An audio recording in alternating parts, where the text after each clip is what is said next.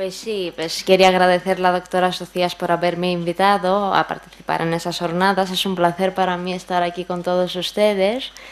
A priori les pido que me perdonen por mi castellano y sin más preámbulos, pues comienzo mi ponencia que se titula La Sociedad Española de Amigos del Arte 1909-1936, una sociedad de dudosos intereses.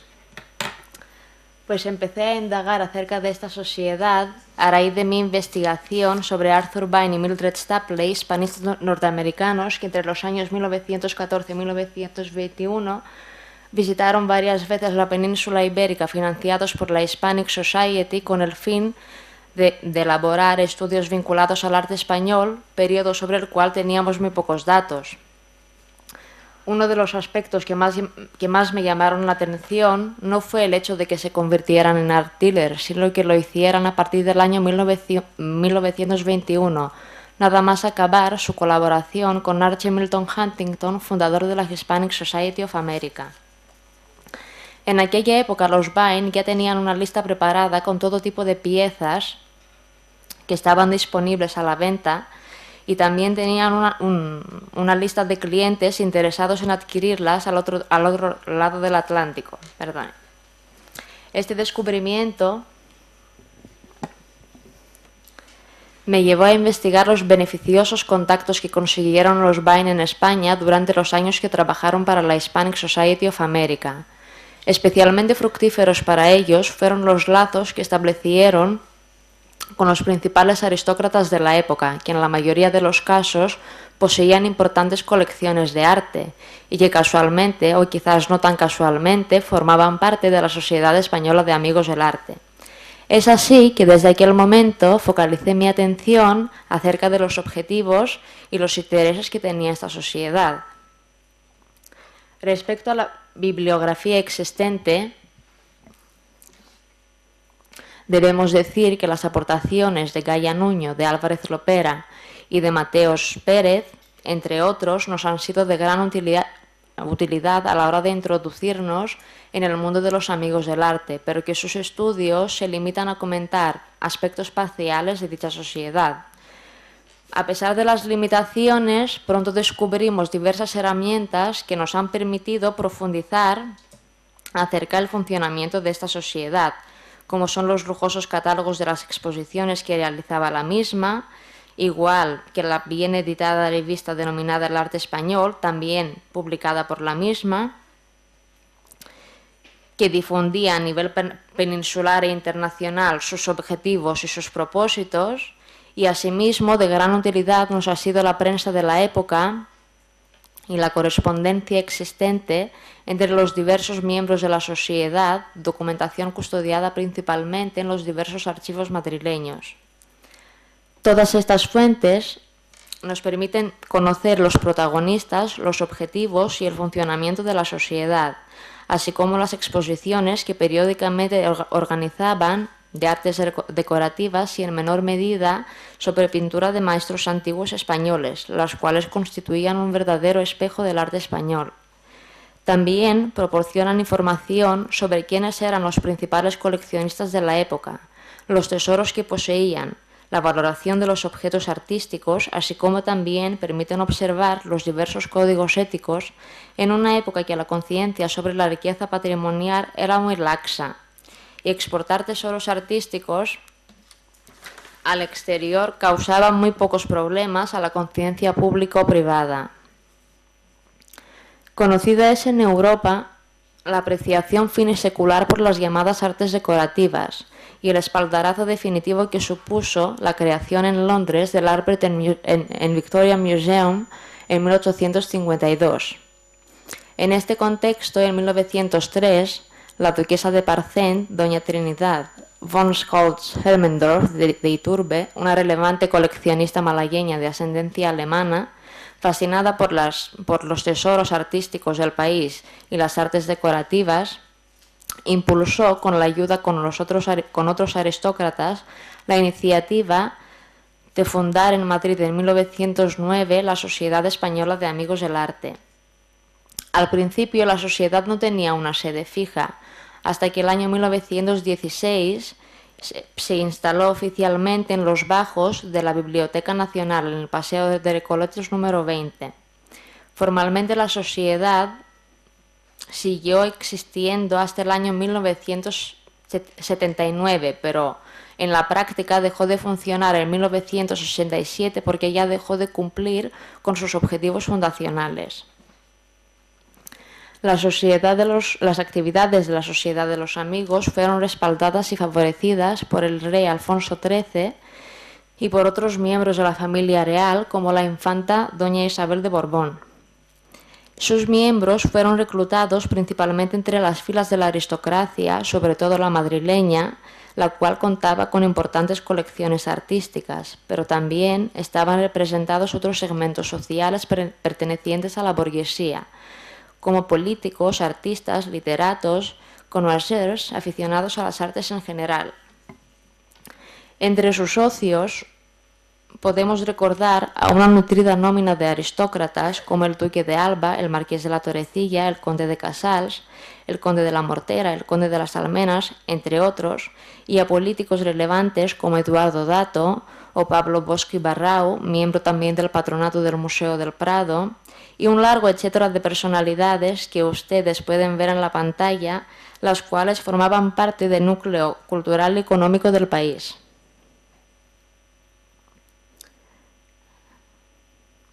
Por otra parte, cabe recordar que la fundación de la Sociedad de los Amigos del Arte no fue un hecho aislado único, ya que en Europa y concretamente en Inglaterra ya existían sociedades semejantes que contaban con unos 100 años de antigüedad, como bien recuerda el notable historiador Francis Haskell en su obra El Museo Efímero, las cuales, como en el caso de los Amigos del Arte, tenían como objetivo principal dar a conocer los tesoros principales de las colecciones artísticas a través de exposiciones que realizaban periódicamente.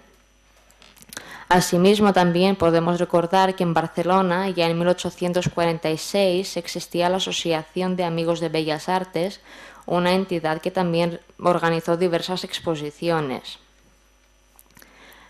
La principal actividad de la sociedad fue la celebración de exposiciones, y la primera que se celebró fue en 1910 en las salas del Palacio de Liria, cedido por el duque de Alba, y tuvo como eje central la cerámica antigua española, así como también exhibió porcelanas. Sin duda, la cerámica constituía una de las manifestaciones más características del arte hispánico, y por eso era altamente adecuada para ser mostrada e iniciar de esta manera los propósitos, digamos, por la sociedad.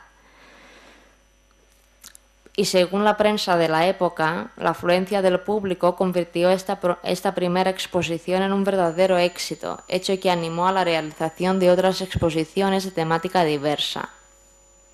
En 1911 se celebró una exposición de monedas, libros, abanicos, objetos de cerámica, maquinaria y carruajes, y es remarcable que estas exposiciones tenían un cierto carácter moderno al reivindicar las artes decorativas entonces muy en boga en Europa. La de 1912 tenía como objetivo el mobiliario y los tapices del siglo XVII. Es digno de mencionar que el interés generado por el antiguo mobiliario español, tanto en Europa como en Estados Unidos, había motivado a los estudiosos Bain, que después de sugerencia de los Amigos del Arte, decidieron dedicar al mobiliario español una monografía de 3 volúmenes, la llamada Spanish Interiors and Furnitures. No en vano, el éxito sobre el mobiliario español fue considerable, ya que los Amigos del Arte en 1919 volvieron a editar el catálogo de la exposición de 1912 porque se había agotado. En 1913, la exposición giró en torno a la pintura española de la primera mitad del siglo XIX, bajo un intento por parte de la sociedad de revelar las obras de los artistas modernos españoles que hasta entonces eran poco considerados y conocidos. 2 años más tarde, el motivo de la exposición fueron las lencerías y encajes españoles antiguos, y en 1916 se expusieron miniaturas y retratos, reuniendo un total de 868 piezas de todo el territorio español. En algunas ocasiones, la sociedad realizó más de una exposición al año. Es así que en 1917 organizó una de telas y bordados españoles y también expuso piezas antiguas de hierro, que ambos temas habían también llamado la atención a nivel internacional, ya que los Vine, por ejemplo, elaboraron 3 monografías, 2 dedicadas a las piezas de hierro, la Regería of the Spanish Renaissance en 1914 y el Spanish Ironwork en 1915, y también realizaron una monografía de tejidos y bordados escrita por Mildred Stapley en 1924.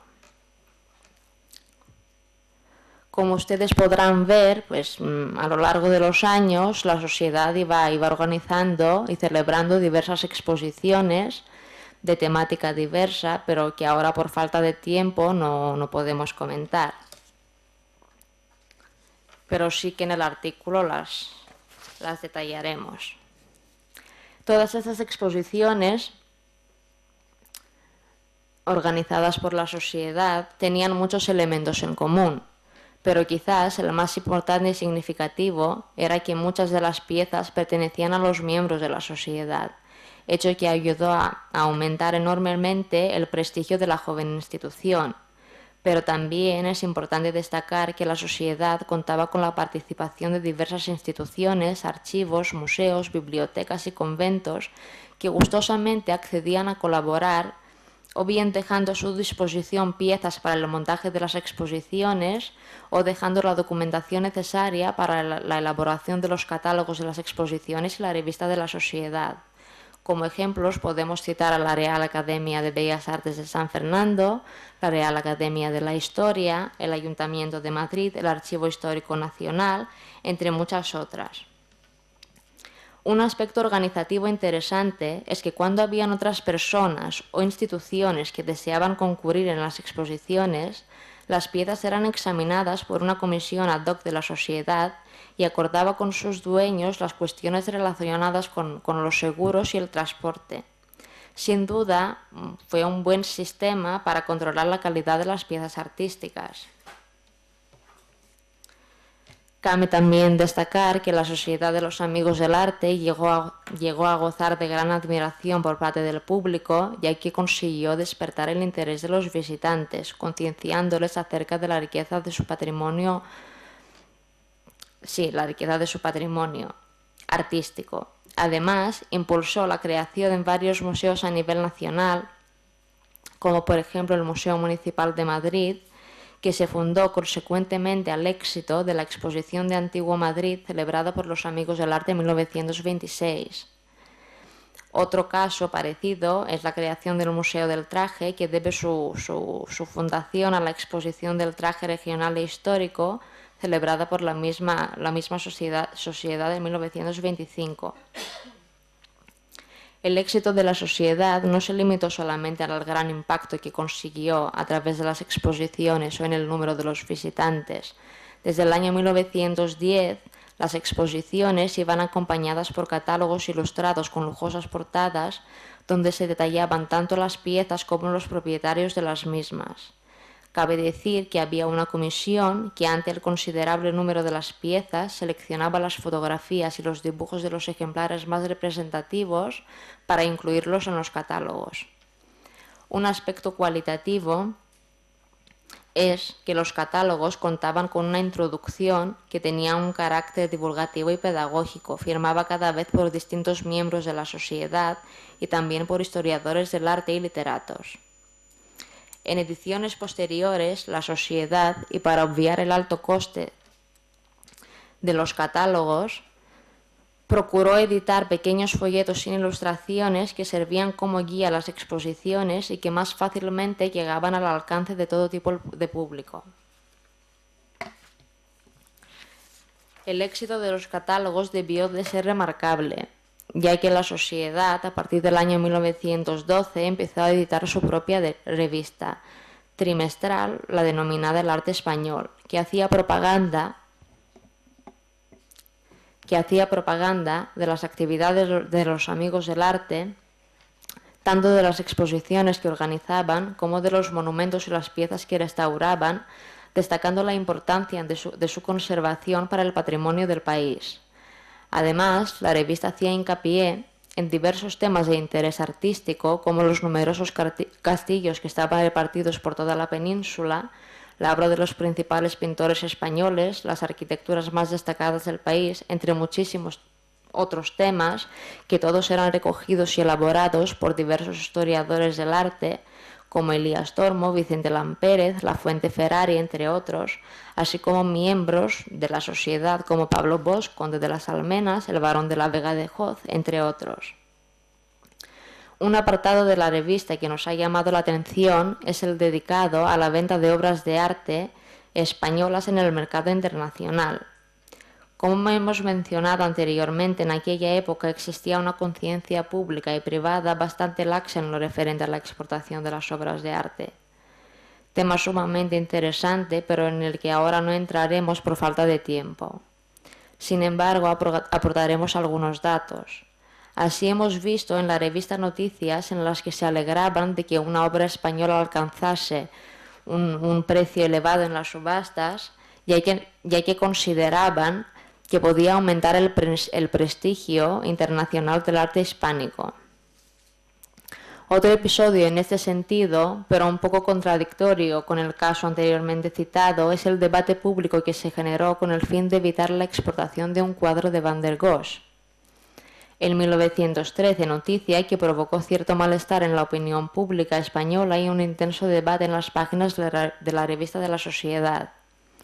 El interés de la sociedad de difundir el arte hispánico a través de las exposiciones consiguió también llamar la atención de los numerosos extranjeros, que por aquellos años visitaban a menudo Madrid, y se mostraban muy interesados por el arte español. Es resaltable que los extranjeros no solamente estaban interesados en las exposiciones que realizaba la sociedad o en los catálogos de las mismas y la propia revista, sino que también se mostraban interesados en adquirir objetos y piezas de arte, tanto modernos como antiguos. En este sentido, nos ha llamado la atención el surgimiento de una serie de manufacturas auspiciadas por la propia sociedad dedicadas a la copia de modelos tradicionales como muebles, tejidos, alfombras, cerámica, etc., la actividad de las cuales alimentó la voraz demanda promovida por los extranjeros. La revista de la Sociedad contribuía a alimentar este comercio, ya que también incluía propaganda de diversos anticuarios como Emilio Torres, Raimundo Ruiz y Pérez Gil, entre otros, Juan Lafora, anuncios que también aseguraban la inmejorable calidad de las numerosas piezas antiguas disponibles a la venta. A la luz de estos hechos, se puede observar que la actividad de la sociedad reposó sobre las colecciones de sus miembros, pero que también tenía una directa vinculación con el comercio de arte. Es así que los catálogos de las exposiciones podían conformar un verdadero repertorio de ventas y constituir uno de los canales para la exportación de cerámica, mobiliario, tapices, pinturas, trabajos de hierro, tejidos y bordados, objetos que irían a nutrir una amplia demanda europea y sobre todo americana.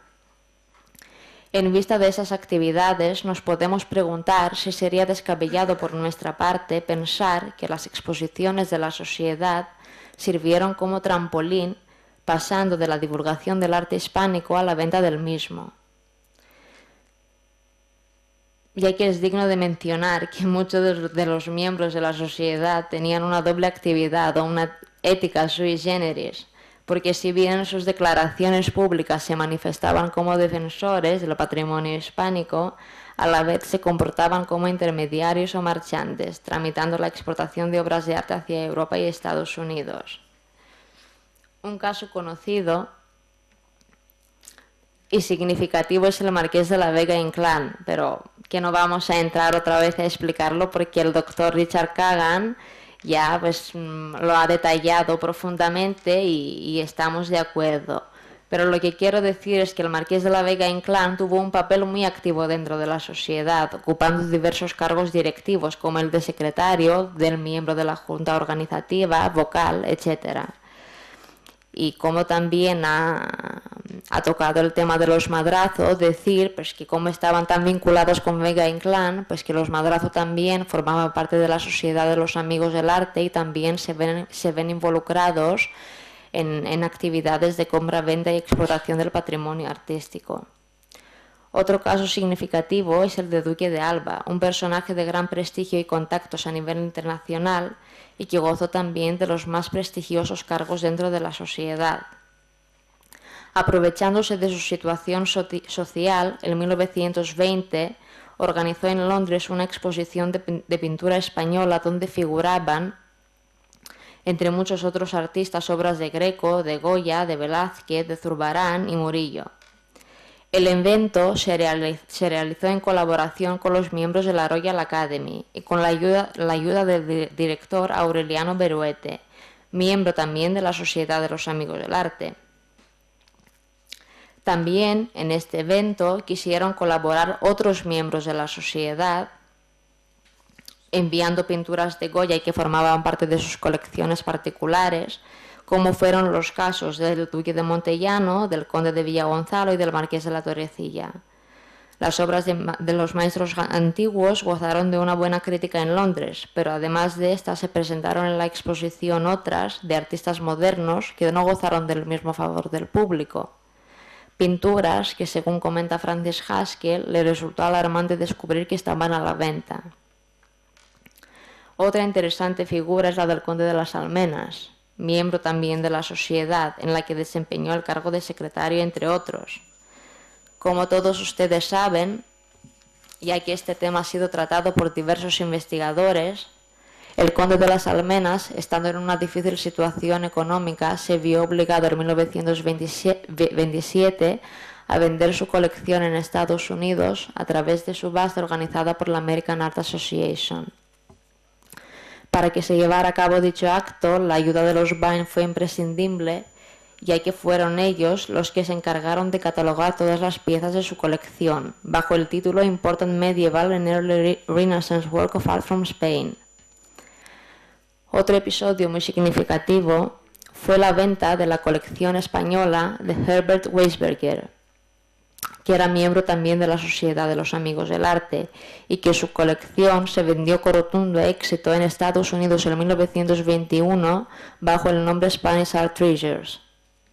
El contenido de la subasta comprendía cerámica española, mobiliario de estilo mudéjar, metales de los siglos XVI y XVII, códices, grabados, tablas de los siglos XV y XVI, de escuela aragonesa, valenciana y castellana, puertas, rejas, tejidos, bordados y un largo etcétera. Pero lo más interesante respecto a la venta de la colección Weisberger es que incluía piezas procedentes de otras colecciones, como fue la colección de Adriano Lanuza, de don Bonifacio Díez Montoso y del Marqués de Valverde de la Sierra, todos ellos miembros de la Sociedad de los Amigos del Arte.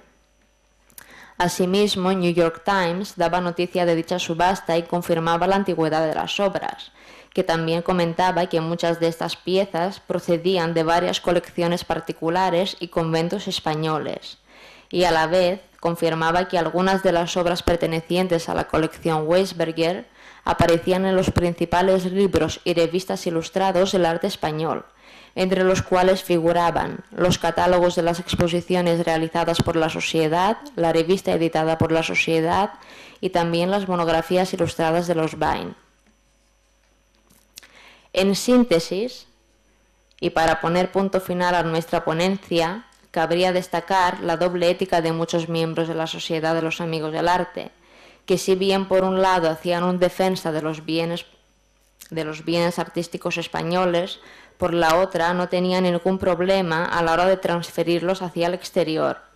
Dentro de este contexto ético e ideológico, quizás las exportaciones, las revistas y los catálogos de la sociedad serían, además de una operación de promoción del arte español, un gran escaparate de venta.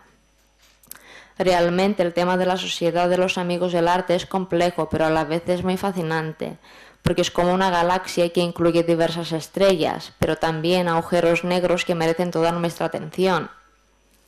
Y para concluir, decir que el mundo de las exposiciones constituye también una fuente fundamental para el estudio de los mecanismos del coleccionismo, y aquí hasta ahora lo que se ha hecho básicamente era investigar las figuras de coleccionistas concretos y a partir de ahí pues estudiar la formación de su colección. Por lo tanto, en nuestra opinión, el análisis de las exposiciones puede proporcionar nuevas perspectivas a la hora de examinar el complejo mundo del coleccionismo. Ya está.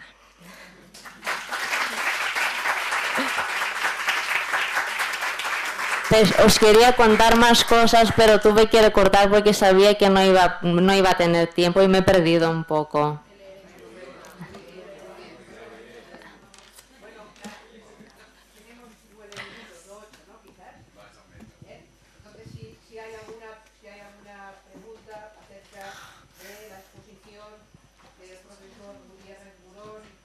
Sí.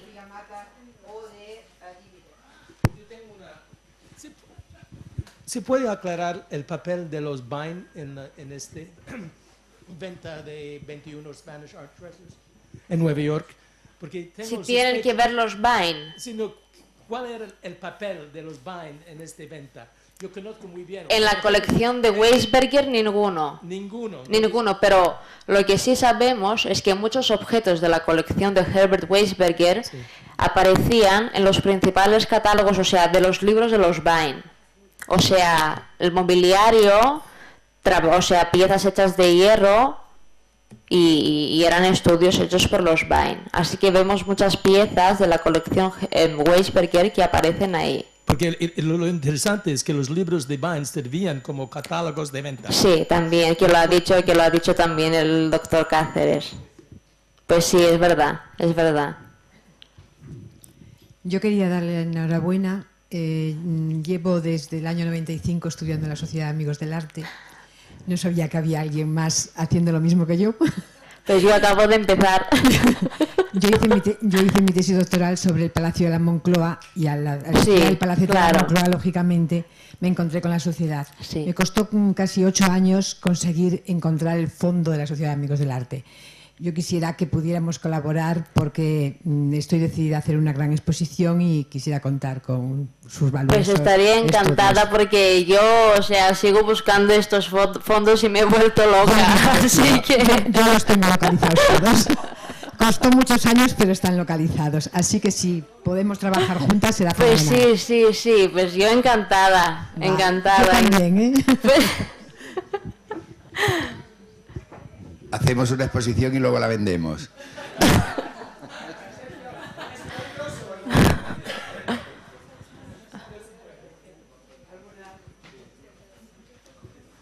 Bueno, un poco en la línea anterior, realmente está muy bien que se haya estudiado esa sociedad porque es evidente que es una pieza clave. Es decir, el Museo del Prado apenas hacía exposiciones en la época, hizo pues la de Velázquez, la de Zurbarán, la del Greco, muy poquitas, con unos catálogos ridículos, apenas sin ilustración. Entonces, esta gente hicieron catálogos de verdad. Es decir, de hecho, en Barcelona se habían hecho antes también, ¿eh? La sociedad artístico-arqueológico barcelonesa es la predecesora real de esta propuesta, ¿no? Sí. Más que la anterior, que exponían sobre todo artistas contemporáneos. Aquí el gusto por el arte antiguo fue fundamental. Yo no estoy de acuerdo, y ya lo he dicho antes, con la tesis de fondo, de dudosos intereses. Bueno, oiga, esto pasa ahora. Es decir, si llevas un cuadro a una exposición, te interesa que se promocione ese cuadro y ese artista. Es decir, pensar que todo el patrimonio tiene que estar en museos públicos para siempre, esto es ingenuo, es absurdo. Es decir, bueno, esta gente tenían sus obras, las exponían, las disfrutaban y luego las vendían. No pasa nada, es así aún ahora. O sea, es decir... Es un tema muy polémico. Sí, no, a ver un momento. ¿Puedo contestar? No, quiero contestar yo ahora. Vale. Porque hay que pedir la palabra. Sí, lo de dudosos intereses, o sea, yo creo, no sé, si acaso, Sí. es porque muchas de estas personalidades, como por ejemplo el Marqués de la Vega Inclán, o otros se presentaban como hispanófilos, o sea, hispanistas, etcétera, etcétera, que parecía, o sea, que defendían el patrimonio español, ¿no? Pero luego vendían muchos de ellos, ¿no? O sea, es en este sentido, o sea, que no era unas exposiciones altruistas, ¿no? Sino que eran en este sentido. Además, en la revista de la Sociedad muchas veces pues, se incluían las leyes y criticaban la exportación de las obras del arte, pero por otro lado, pues una vez lo criticas y llegas a hacer lo que criticas, o sea, la contradicción para mí está ahí, o sea... Yo quería reafirmar el título, estoy de parte de él y la felicito, y estoy de acuerdo en que eran dudosos intereses, porque es un momento en el cual vender el patrimonio artístico español, el tesoro, como muchas veces se habla de él, Sí. estaba muy mal visto. Y Sí. muchas veces tenemos noticias de ventas escandalosas a tenor del escándalo que llega a la prensa, y por eso podemos tirar del Sí, hilo. eso, Entonces, sí. estaba muy mal visto. Entonces son personajes en la mayoría de los casos que lucían de cara a la galería una imagen de benefactores y defensores del patrimonio, porque ya se empezaba a hablar Claro, del patrimonio como eso. tal, y luego desarrollaban esta suerte de actividades, todo hay que decirlo, en la clandestinidad. Porque no lo... es decir, no se veía claramente en España en ese momento que estaban sacando clandestinamente todas estas obras. Es decir, lo hacían de una manera clandestina. Y había muy mala prensa que procuraban orillar, que es algo que formaba parte un poco de la filosofía de trabajo de Bain. Había que Eso, esquivar y orillar la mala prensa. sí, y era más fácil echar la culpa a los extranjeros. Claro.